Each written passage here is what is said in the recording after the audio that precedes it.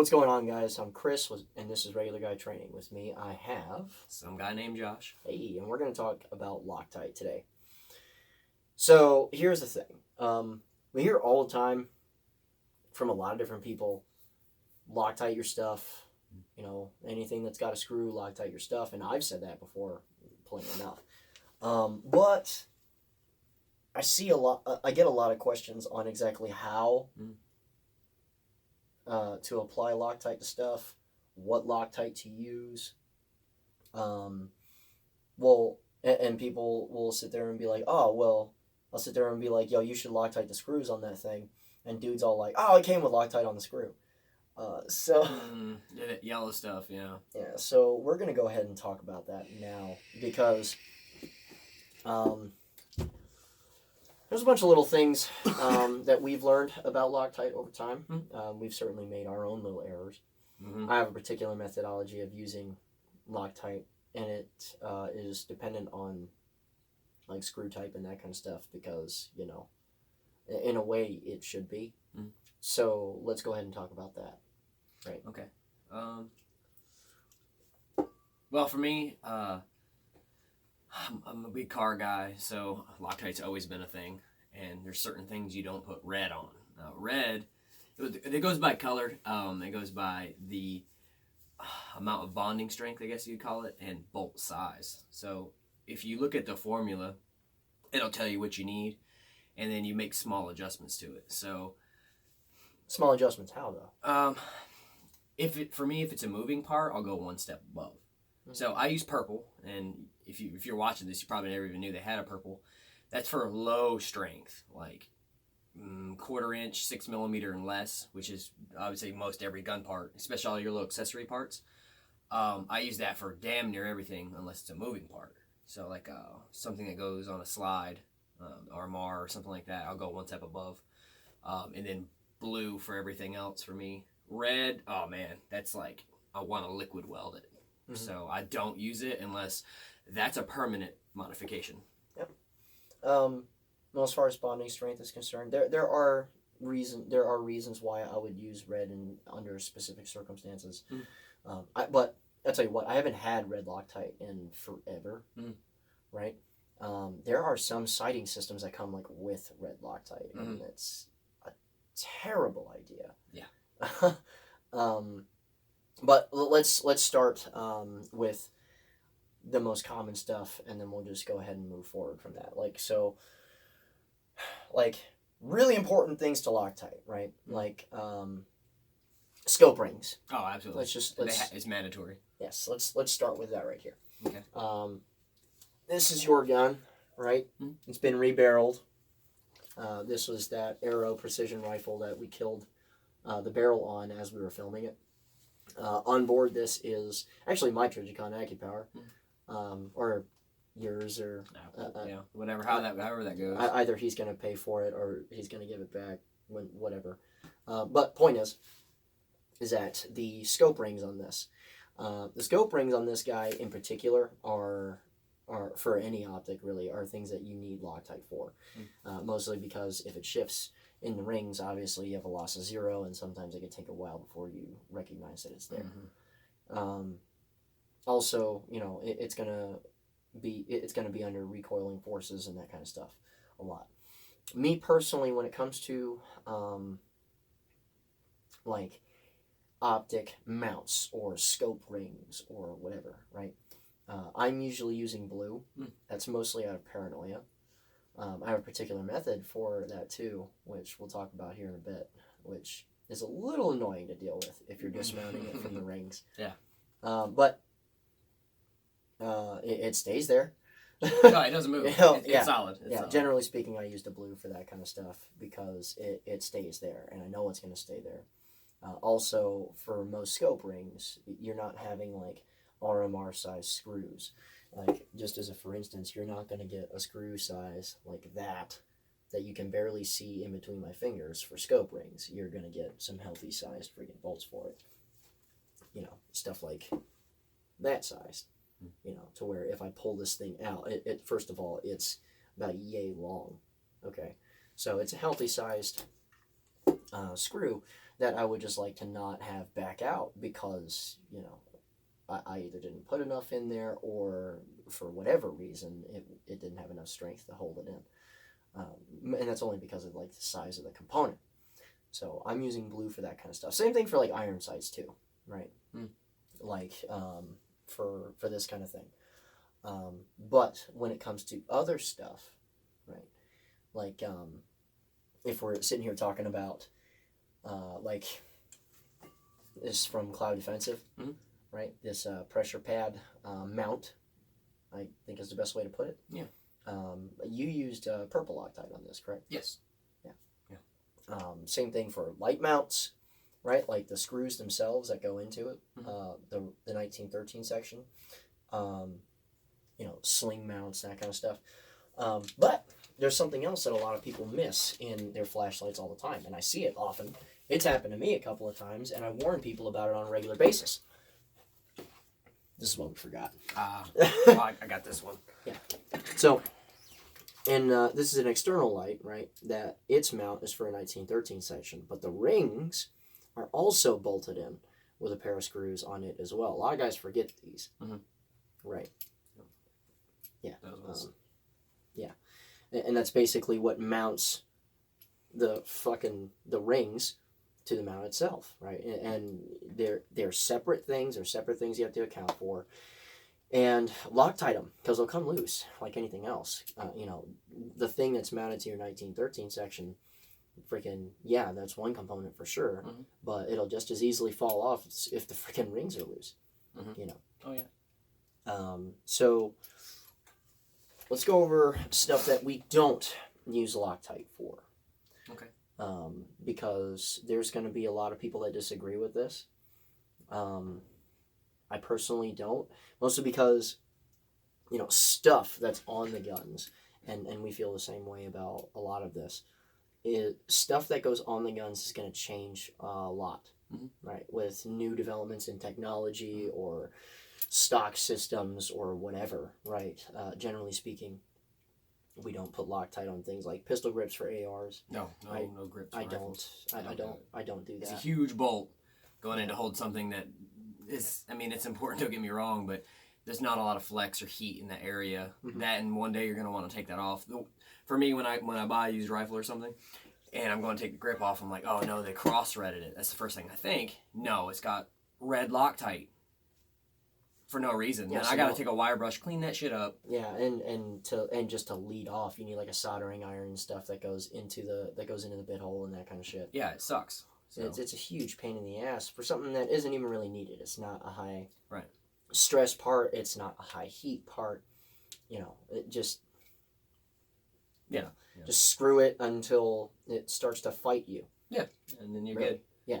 Like you're just turning it until it starts to fight you. Like everyone knows what that feels like once they start to screw thing in, where it's like, okay, it's turning, it's turning, lot of resistance, and you start feeling that wall. Stop. Yeah, like good. that's right where that's good. at. It's good. Yeah, it's on. Okay, it's so good. Foregrips and shit I don't do either because those change out regularly for me too. Like AFGs or the BCM angled grips or I hit them with the purple because fucking stops. I don't do any of that. I do purple because I can get away with it. It's even to the really small screws you can take them off. It's just a little bit of added security. See, it depends actually though. Like the angle foregrip, that's a single fairly stout screw. Oh yeah, you don't have to. Yeah, for me it's just done. Yeah, of course. You know. Like one of these guys in here, right? This doesn't have the smallest screw in it either, so it's one of those. And there's a fucking washer in there too. So, you know, something like that, I'm just kind of like, fuck it, it's on there because chances are, it could be even a purpose-driven thing too. Like let's say that you're switching out optics and that kind of shit. For, you know, pick a purpose. Like this thing, for some reason, has to turn itself into like a DM rifle or something. I like to have my handguard slick for that, so I can just get into any weird position that I can. So I'm going to unbolt it and not have to worry about having to get into Loctite. Because any time that you take something off that has Loctite on it, right, the threads, to a point, are seized because there's shit in there, right? So that's going to require a little bit of strength to get out. And over time, the more that you screw and unscrew that thing that's got a bunch of shit in the threads, right? You risk, freaking stripping the cross-threading them. Yeah, you risk stripping, so that none of your tools are doing that. You got to drill them out. You risk cross-threading. It's just a repetitious type thing, And there's that guy that's gonna comment on the thing. It's like, well, how fucking retarded do you have to be to strip a screw? Two things. A, either you haven't worked with tools enough to experience that yet. That one. Or B, you have and you're bullshitting, because anyone that's worked around any kind of tools ever, I mean, like cars, fucking gunsmiths, whatever, they strip the shit out of some things. Or you never put Loctite on your stuff, so it always comes loose. Yeah, there's that too. So it's like, stop it. Yeah. The more that humans interact with machines, the more you're gonna have fuck ups. It's just how it goes. And why not put that little bit of added security in there? Because I've had shit come loose on me all the time. And we spoke before this video, and we have a varying opinion on a thing coming up where I'm like, no, I screw this up all the time, so I Loctite it and stake it, Yeah, and I get it, and it's one of those things where it's like, to me, it's a measured type thing. It's like, okay, am I worried about this coming loose because of previous experiences? I haven't had a grip, like a down grip or an angle grip or some shit like that come loose on me because of like lack of Loctite. Because for me, it's a tension fit thing. It's not a high stress part, that kind of thing. Optics, absolutely, every time, that kind of stuff. Because and even things, and shit like that. But for me, it's like, if I'm gonna be changing this a lot, and I do all the time, right? Because I'll get bored, or I'll start thinking of a new purpose for a rifle, and it's like, all right, that's gonna come out. I do that too. Yeah. So if I got Loctite on threads already, and that's just a repetitive process of me doing that over and over. To me, there's more risk in fucking up the screws, in doing that, right? So, but there are other things that people have varying opinions on. For me, I see it as you can, but depends. So let's talk about castle nuts here for a second. Yeah. Now, there are some guys that will build their guns, or really they're just assembling guns, but they'll go to the castle nut here, and these from factories that are worth their salt, they're staked. Like, they don't use Loctite on them, they just stake them in place after it's screwed down and that kind of stuff. Some guys are like, well, I just Loctite it and leave it alone, and that kind of thing. There's no need to stake it. I've had my fair share of, because I had that mentality for a while too, but I've had my fair share of tubes come loose. But you can get away with it. There are guys that use like red Loctite for that kind of thing. That's crazy. That's just gonna stay there. Yeah. Right. You just welded it. You liquid welded it. Yeah. Which means if you want to remove it or change out that end plate, now it's a much larger production. Torch. Yeah. But I'm not saying that can't be done. If it's one of those things where it's just kind of like, I'm never ever changing this, and be careful. I would say, when you say I'm never gonna X, right? Just imagine it this way. If you're into this kind of stuff, especially if you're into like martial gun fighting, that kind of thing, or even competition stuff, beware of the word never. Because after you said it, not too long from then, maybe a year or two from then, you might be taking tools to it later. So for me personally, when the gun's built up, I just stake it in place now. He does both. Yeah. What it is when I first got into ARs a few years ago, I understood the concept of how that worked, but I could never get it right. And I was like, oh, okay, cool, it's on there, and then it would come loose just a little bit and wiggle.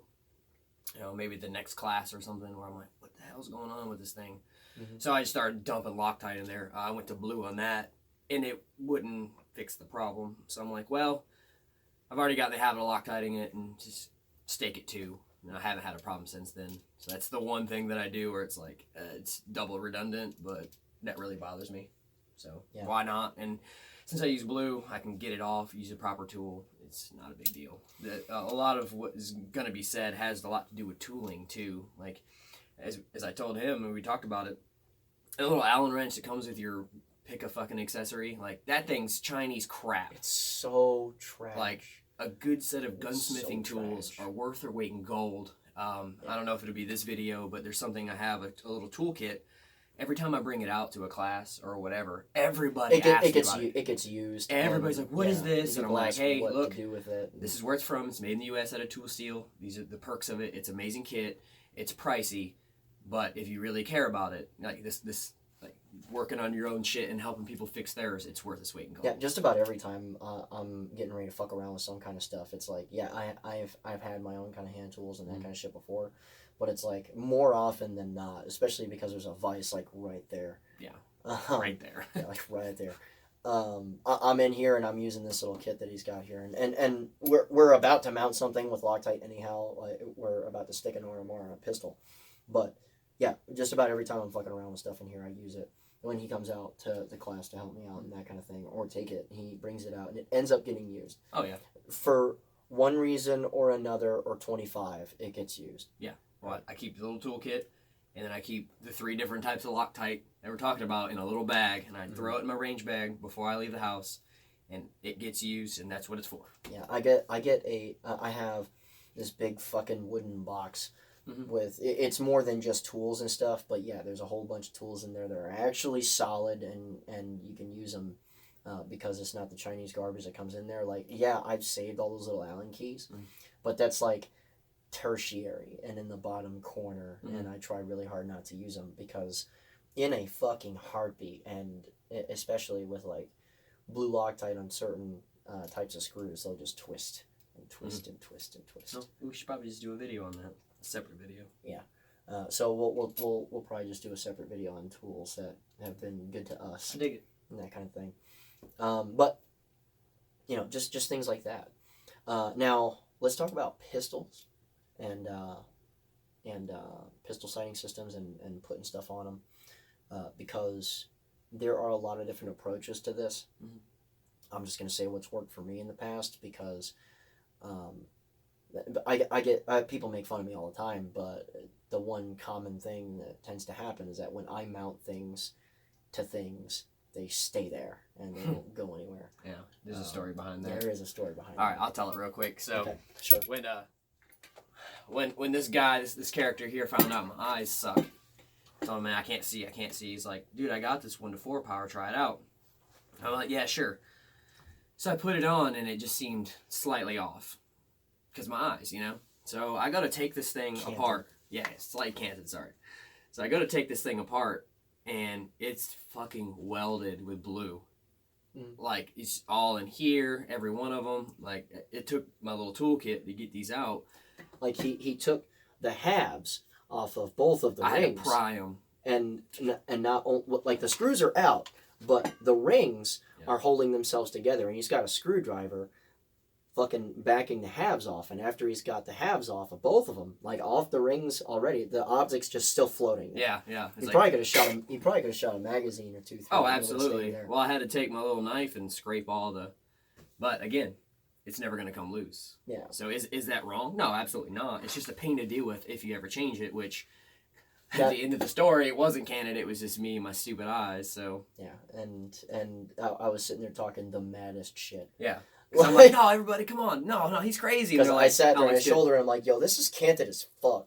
And he's like, "No, man, it's just your eyes." And we hand it to another guy and he's like, "Yo, this is canted as fuck." I'm like, "Oh, you guys are lopsided." It's like 7 people later, they're all telling him the same thing. Yeah. But, you know, it's going to be what it's going to be. But the point is, though, is that, you know, what I'm going to show you guys works for small stuff as well as big stuff. There's a little bit of nuance in it, but it's not crazy. We're going to go ahead and shift the camera over to here, and I'm going to mount up an RMR to a pistol, with consideration paid to the fact that it will have to come off when batteries and stuff get changed. Because, you know, everybody here knows that freaking RMRs have, you know, open bottoms on them. So you know, yeah, there's plates in there, and yeah, there's just straight up cuts where you know, throw them on there and that kind of thing. But either way, there are things that we have to consider when we're mounting stuff, particularly to pistols and particularly with small screws. Everything I'm about to show you applies to larger stuff. You just have to scale up for that. So we're going to go ahead and cut to that real quick. So, that. Okay, guys, so what we have in here, you have your reds, right? Your red Loctite and that kind of stuff. This is if you know for certain this is never coming undone. One thing I'll note that I have used this for, actually, I just thought about it. If I'm running a fixed stock, like an A2 style stock, and the way that you mount those in is that you have a pair of screws that go in and that go into that stock. The top one is what's securing that to the buffer tube. I use this because that is a fixed stock rifle. It's only going to be a fixed stock rifle, so the thread locker that goes on that is this because its only job is to be a fixed stock rifle. So that's what I've used that in the past for. There are some guys that'll disagree with that, and that's fine. That's just my personal approach. The next one is blue, and I use this all the time, and so does Josh for like scope rings. If you have a quick release mount and you're threading an optic into that, that kind of thing, it goes into, or a set of backup iron sights or any of those things that are absolutely important, that have slightly larger bolts in them, that should not come loose like ever, right? And then we have our purple Loctite in here. This is what we're going to use for smaller screws. This is what we're going to use on like flashlights. If you use them for grips and stuff, you know, yeah, you can get away with that. Yeah, you can for sure. This is the specs for these are made for smaller type screws. Yeah. Basically everything that fucks around with guns, that kind of thing. And it hangs on really good. First-hand experience as well as watching Josh's stuff. That shit just doesn't come loose. So here's how we're gonna go into this. Right, we have ourselves our freaking Brownell slide here, and I'm gonna go ahead and set this guy into place. Right? Now this RMR has previously been mounted to other stuff, and you can see that it has been threaded onto things before with Loctite. Now here's the thing, I've used blue Loctite on these before, right? Now here's the thing with blue Loctite on these smaller screws, right? It still has the strength to hold on to like scope rings and stuff like that under a lot of recoil impulses and that stuff. What I found out is that that's too much for these little itty bitty screws. And the way that I found this out was I got the left screw out, right? But it was a real bitch to get that thing out. The right one, I did not get out. Okay. I stripped out the bit head for it. So that had to get drilled out. Okay, so for really small screws and that kind of stuff, we're going to go ahead and use the purple. The methodology that I have for that, and that has just worked for a while, even though it's, you know, people have made fun of me for it before, is I would take this. First of all, you're going to want to shake these up a little bit just to get the contents that lock all the stuff in place. And once that is undone, making sure that will come out. The next thing that I'm going to go ahead and do here is I'm going to find the screw holes themselves. Me personally, I get a droplet into the screw holes themselves, right? So that it starts to set. When both Josh and I were taught, this is both for automotive stuff, is when you have thread locker to apply to screws, okay, what you're going to have to do is you run a line on that screw. See that? So from that point, set that optic into place. And then from there, we're going to set this guy into place like so. Now, before we screw anything into place, I'm just going to get it in there hand tight. All right. Not going to torque anything down yet, but it's going to be set and in place. And then I'm going to go ahead and grab the other screw, run that line, like so.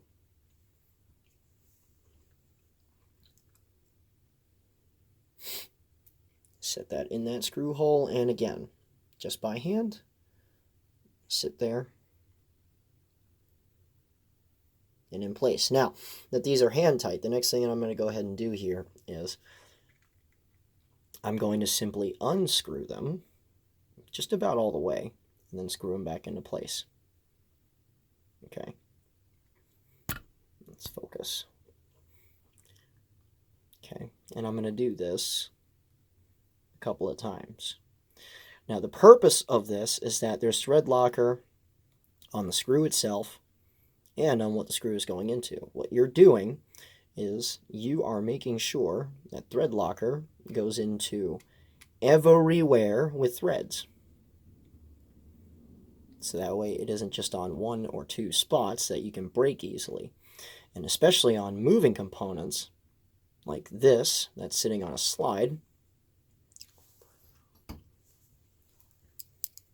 you want to make sure that your thread locker is even so that it doesn't come loose.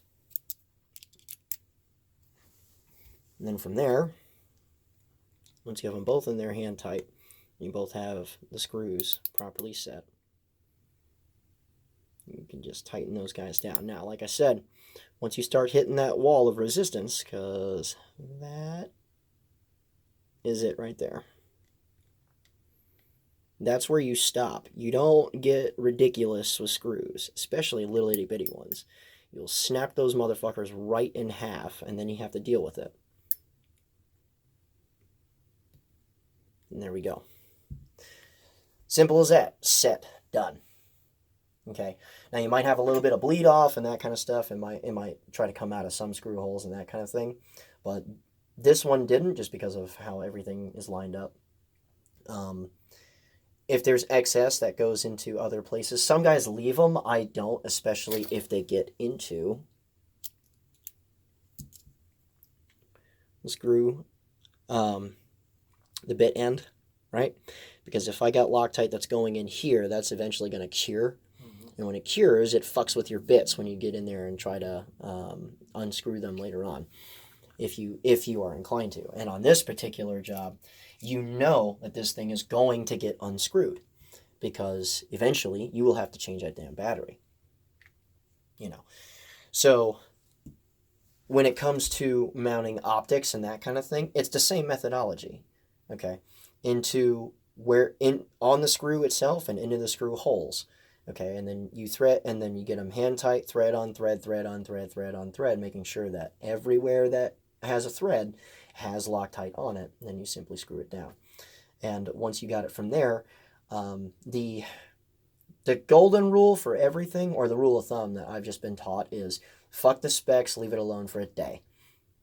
Okay, I'm not aware of a Loctite that's out there that is not cured in 24 hours. And this means like jostling of the slide, doing dry fire practice with it, because it's still moving pretty violently, or especially shooting the damn thing.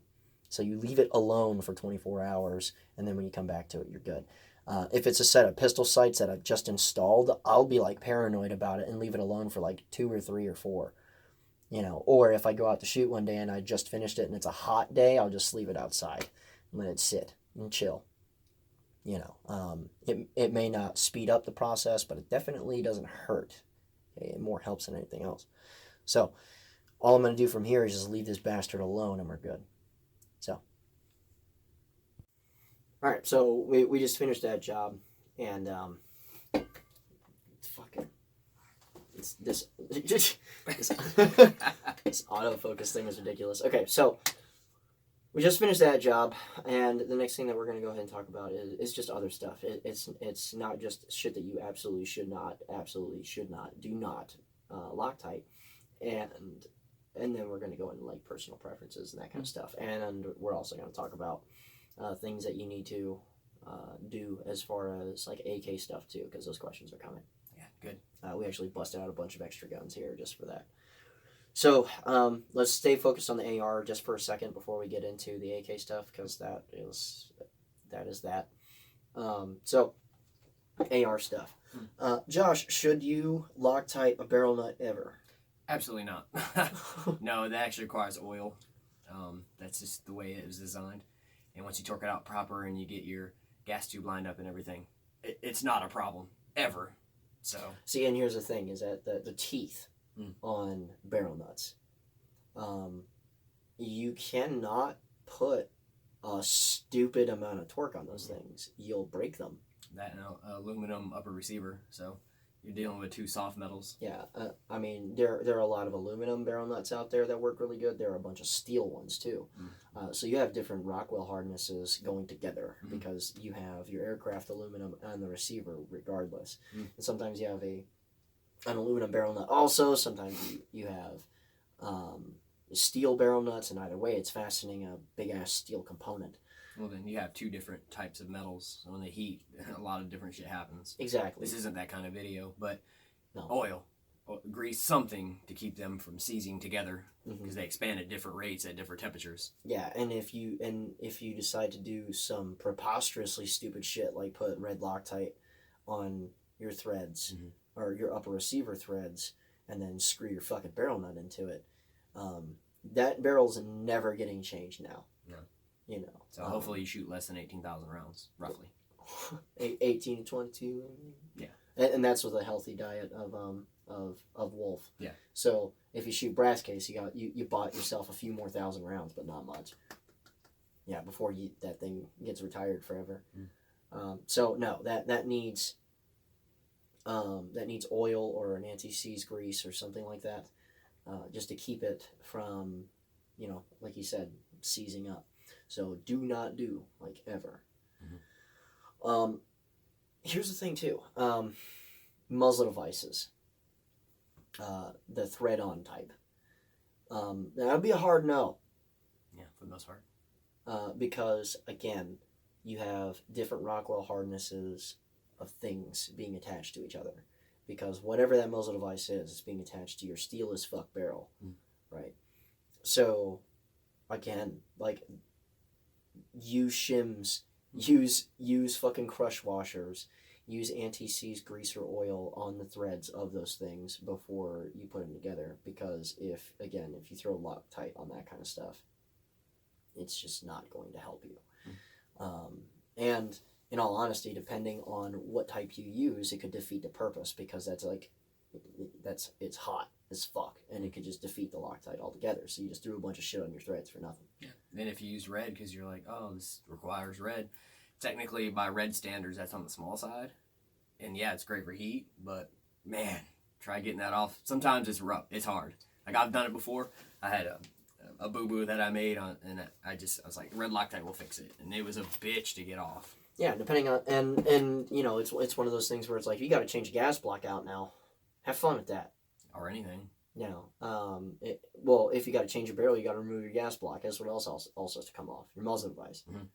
So if you're doing it yourself, have fun with that. And you send that to a factory, they're going to look at you like an asshole because you sent them red Loctited fucking muzzle devices and shit. You're going to have to get acquainted with a machine shop guy. Yeah, because... But you should have one already. Because they're going to look at you fucking crazy because they're going to be like, what did you use a crush washer or Herbidur? And you're sitting there like, oh no, I just used some red Loctite. And you're like, why? Yeah. And then when they hit you with a $50 price tag to remove that. Or just be like, we're not changing it. Fuck that. Yeah. And I wouldn't blame a single manufacturer for doing that because you went out of your way to make that hard. So here's another thing, right? We're moving into preference land, but before we go all the way into like AK world, right?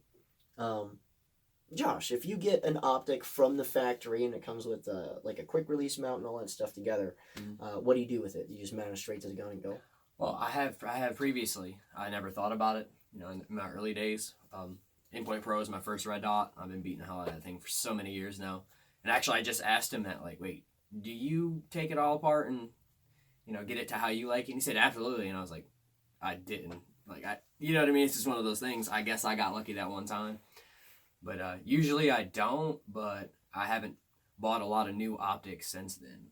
See, now, granted, if you get, like, an Aimpoint Pro or a Comp M4, like, that's stock with a mount and that kind of stuff, if it comes with a mount, a lot of them don't. Right, yeah. Yeah. But if it comes with a mount and that kind of stuff from the factory, ready to go to be mounted to something, generally speaking, they do a good job, right? I'm not even saying don't fucking trust them, right? But generally speaking, yes, they do a good job. It's a me thing personally. I didn't touch it. I didn't fuck with it, and right. I want it. I want to make sure that if I'm gonna trust it, I need to know that I put thread locker on it and that kind of stuff. So if it's me, I'm not fucking around with these Torx knobs. That's a dumb idea, first of all. Second, they do their job. They do their job well, and you can feel if they are or not simply by just screwing the thing in and getting torque out and fucking rattling the optic and that kind of stuff. But it is attached to a base that's screwed into the optic. That's what I fuck around with. Like, I'll make sure that this is off of something. I'll undo. It's usually a pair of screws that go into the base, because this here has a base, a spacer, and then the optic itself. Pull it off. It's not zero. Okay, so I just didn't want to fuck around with that. I just put it on the other day. Oh, I hadn't got to zero yet. So what we got here is, we have the optic itself. You have the scope ring that's hooked into its own little base. There's a spacer in there, and you can even see the difference. And if you'll focus, you can see the difference between the ring itself and the freaking spacer, and then you have what bolts to your rifle. Now, there's a bunch of screws on this one individually, because the base to the scope ring that fits around the optic itself is also screwed in. Okay, so we're starting to tally up a lot of stuff here, because there's a pair of screws that goes through these three things. So those two come out, that falls apart, and then you get these 4 screws in here, right? 1, 2, 3, 4, right? And you can do this one of two ways. You can either just rip the whole thing apart and then assemble it, or you can leave it as best as you can. And what I like to do personally is I like to keep everything configured, because I know that relative to the world, it's already straight up and down from the factory. So what I'll do is that I'll crack all 4 of them loose, right? But I won't unscrew them. I'll simply unscrew 2 at a time in an X pattern. So these 2 come out, thread locker, they go back in, tighten them down. These 2 come out, thread locker, go back in, tighten them down. And the same process as I did before, where thread locker goes in the screw hole, a line on the screw, in, out, tighten down. No big deal. And then you do the same thing with the mount, where you crack them both loose, don't unscrew everything, but then you just pull one out, thread locker in the hole, thread locker on the fucking bolt.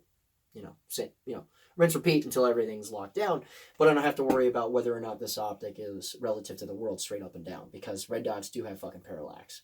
They just do. So I don't like messing around with that. They put these on a friggin' level and install them, like these individual optics specifically. A lot of Comp M4s, like Aimpoint Comp M4s, don't even come with mounts.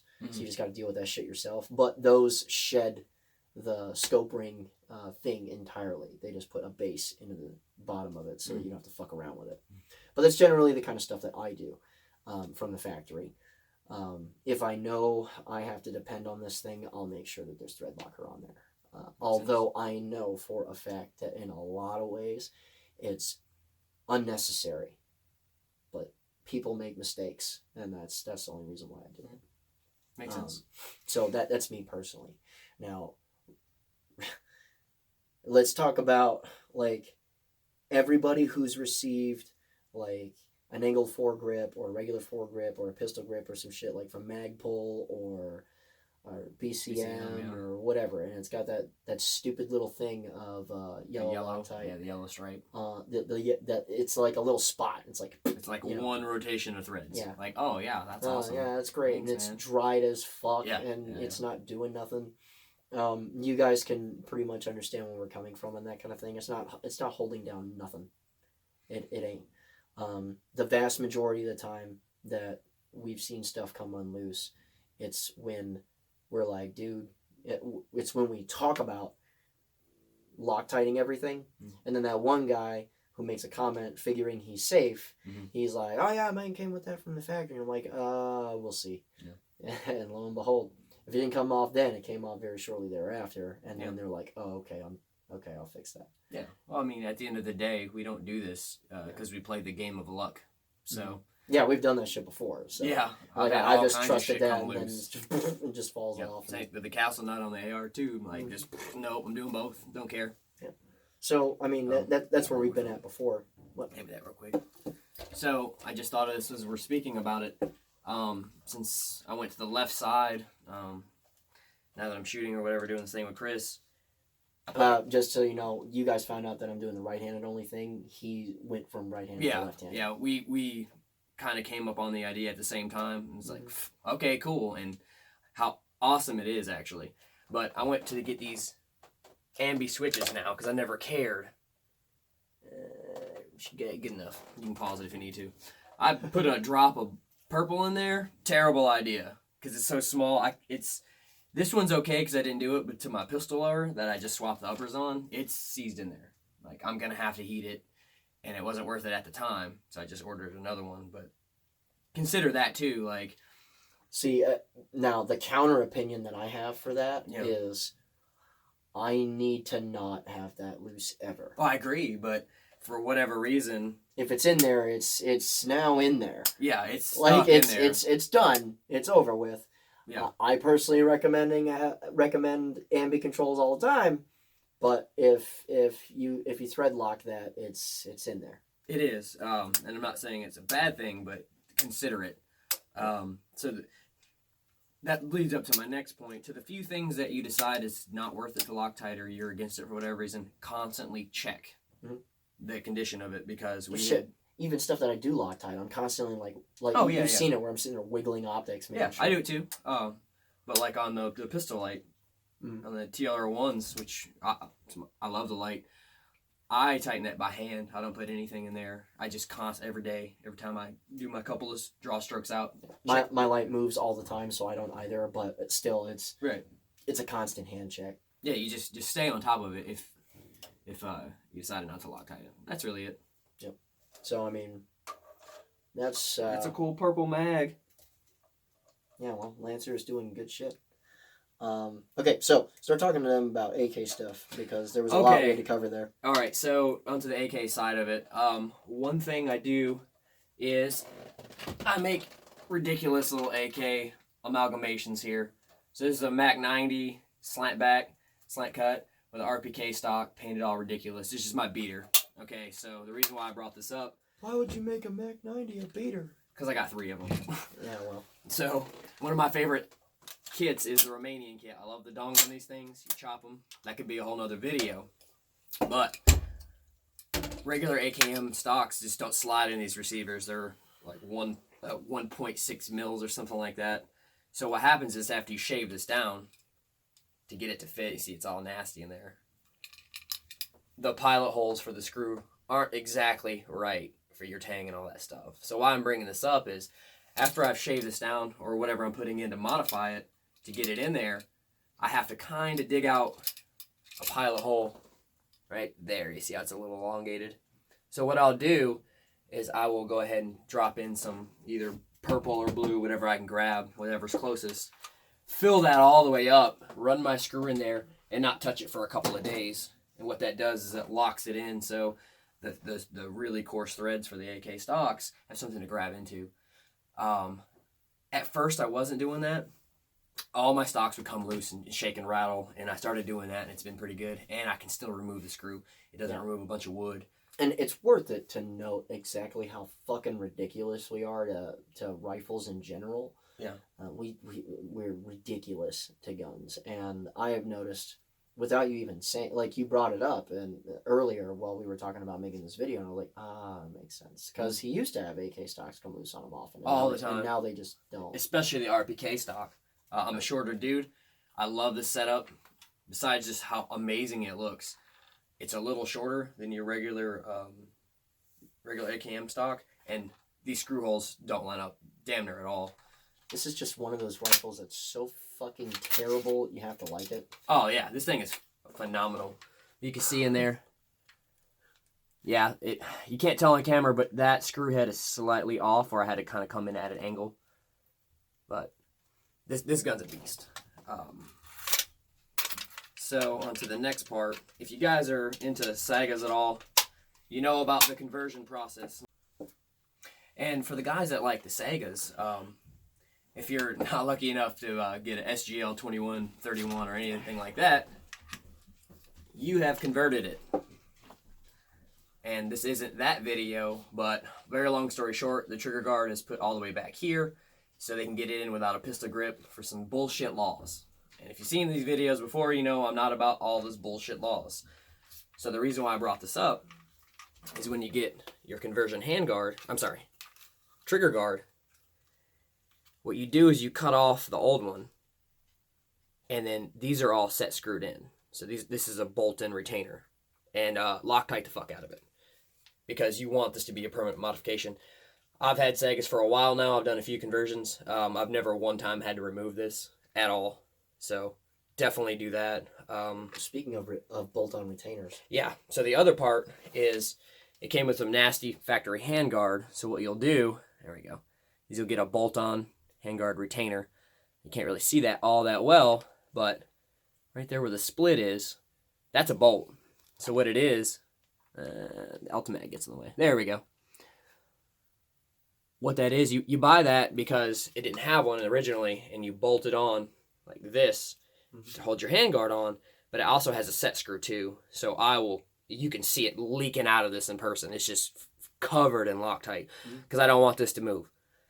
I can still take it off, which is cool, but if you didn't do it like this, you're going to have to remove your gas block, your front sight post. So yeah, and even the and this one doesn't have any on it yet because he hadn't put anything on there fully, yet. Yeah, he hadn't fully committed to the idea yet. But these RS Regulate mounts that bolt to barrels and shit, that's a blue Loctite job. Yeah, oh, most definitely, especially with the heat that's right there. Yeah, it's a blue Loctite job all day. So yeah, with this, the reason why it's got Ultimec and that, I'm a switch mount guy, so I've considered running a Cloud Defensive mount with a light on there, so I can still get on top of this. But for another example, let's throw that over there. Yep. It's this one. The Saiga 12, same deal. So I went with really thick aluminum. See, can you see any screws in there? You can kind of see it right there. Yeah, that's kicked on Loctite from me just running the shit out of it. I still use blue on that, but with the amount of it, it's a permanent modification unless I get in there with a tool of some sort. Mm-hmm.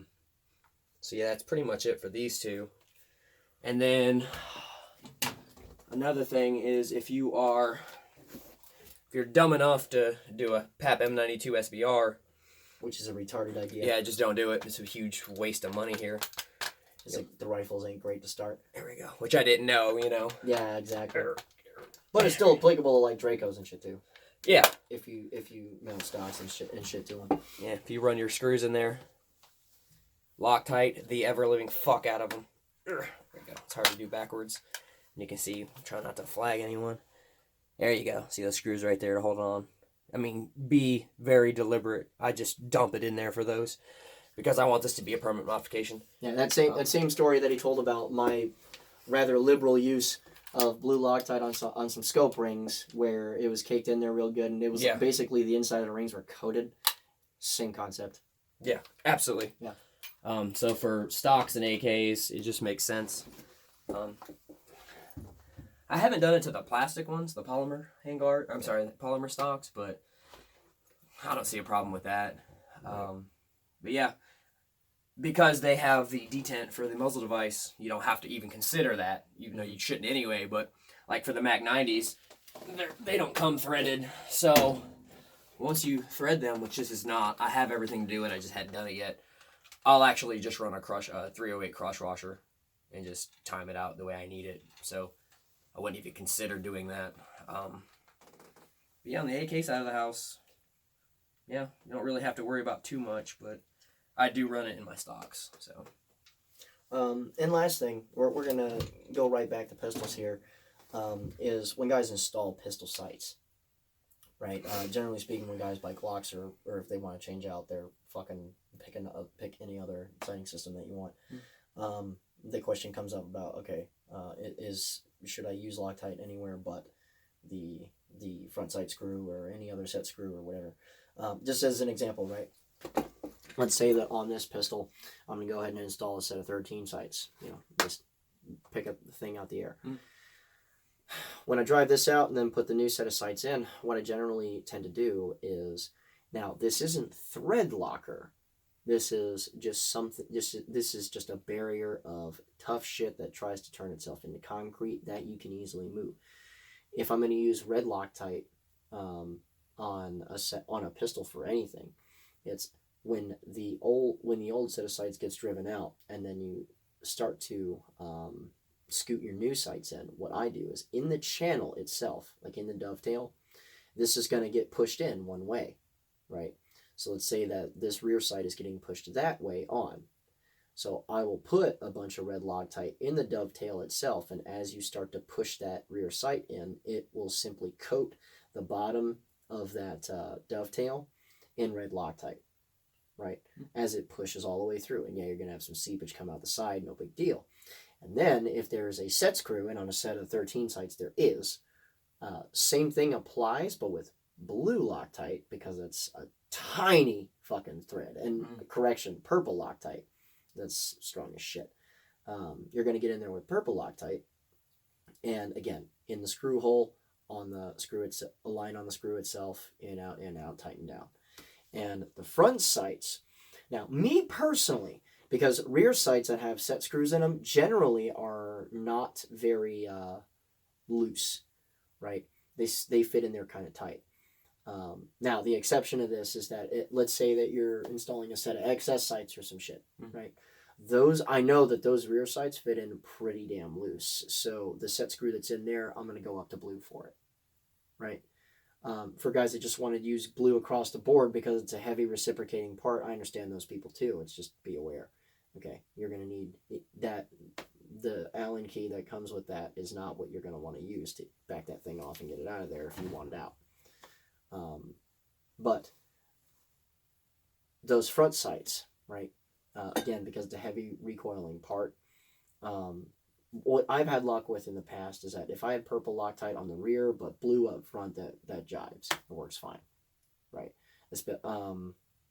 Guys that use purple Loctite on both, because front sight screws for Glocks tend to be really small. I've seen that done well too. I've used blue before.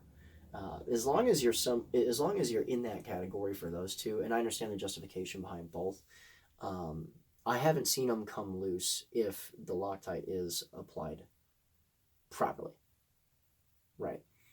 If you make sure that it's on all the threads, if you make sure that you do your due diligence and that kind of stuff, and if you make sure that it cures properly, you're not going to have any problems. Right. When guys are barely putting the stuff on and then they're sending them out and then they start doing a little bit of shooting before that 24-hour period, or they're not making sure that it's that,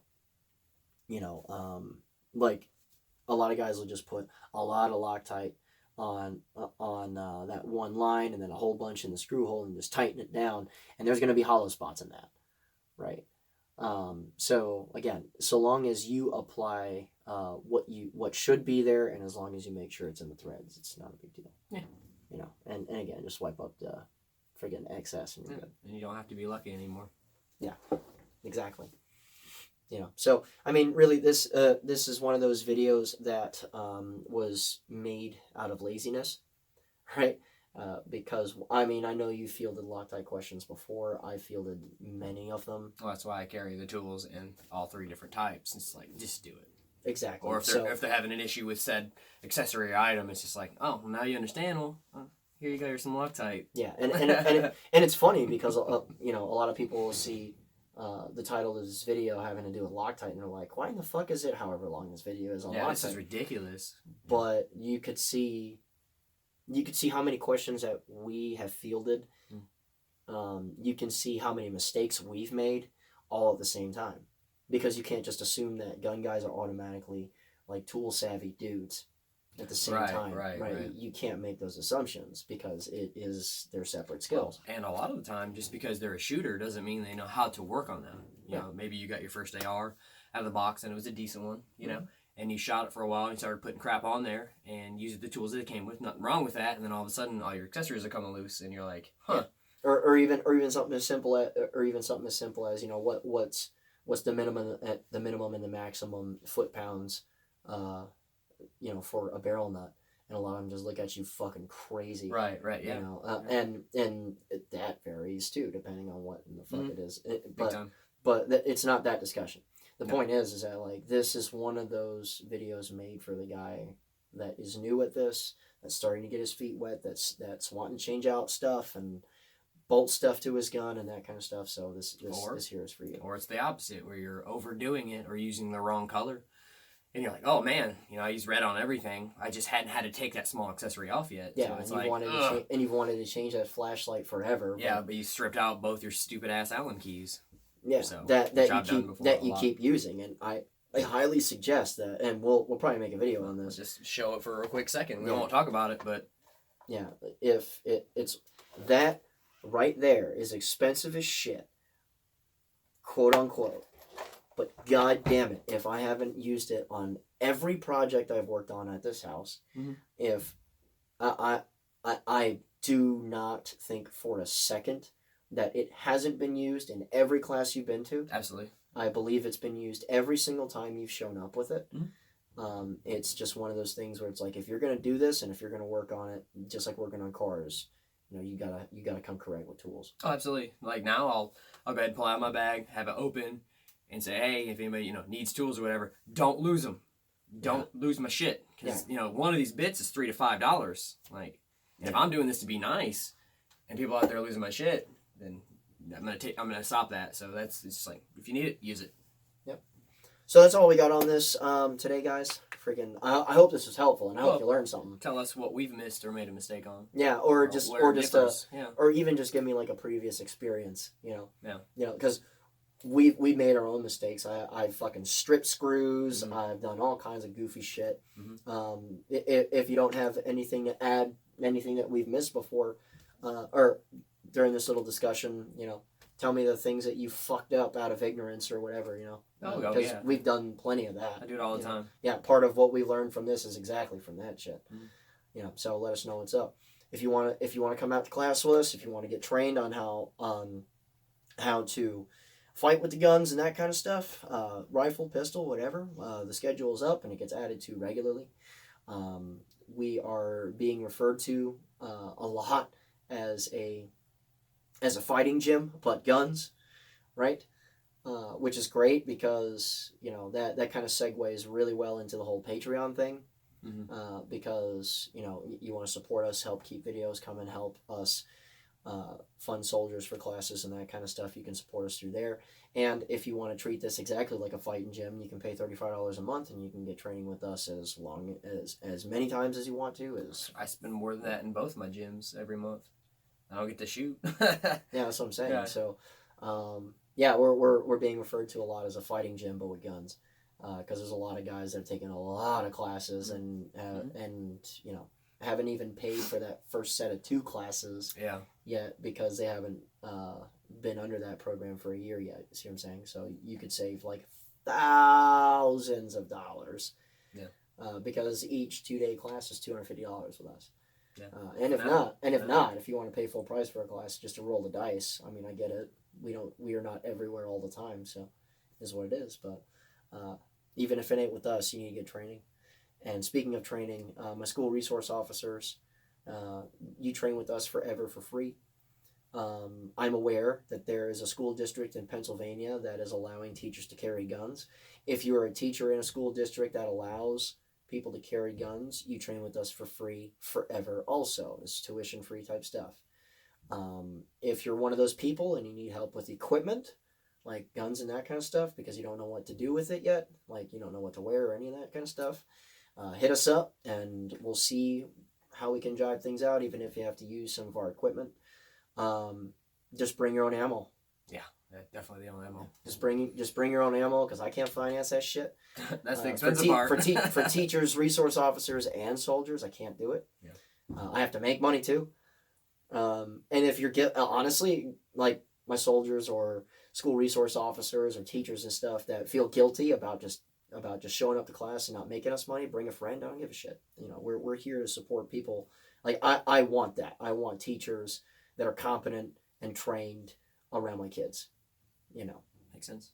because fuck that. I am absolutely not about leaving them defenseless. Well, and every time something happens on our side of the house where a gun owner has won per se, nobody hears about it. Yeah. I still remember Blake Gaskill from the video a while back. Like nobody's heard of that guy still. Nope. And that's the thing too, is that like freaking we guard our lion ass politicians with dudes in suits and submachine guns, but fuck them kids. Right. So if you're one of those teachers that does, hit me up. Yeah, there will be a verification process. Same thing for school resource officers and that kind of stuff. I had a guy showing me like 14 IDs. Oh yeah. And he's getting ready to come to one of our classes. I believe it's Louisiana. Okay. Pistol, I'm assuming. Yes. Nice. Well, yeah, I hope so. Yeah. No, but Louisiana only classes that are up right now is Pistol 1 and 2 right now. Okay. But you know, again, as you can see, we're about this kind of stuff. So let us know what's up. And remember, guys, a regular guy's firearm is the last defense against tyranny. Be easy.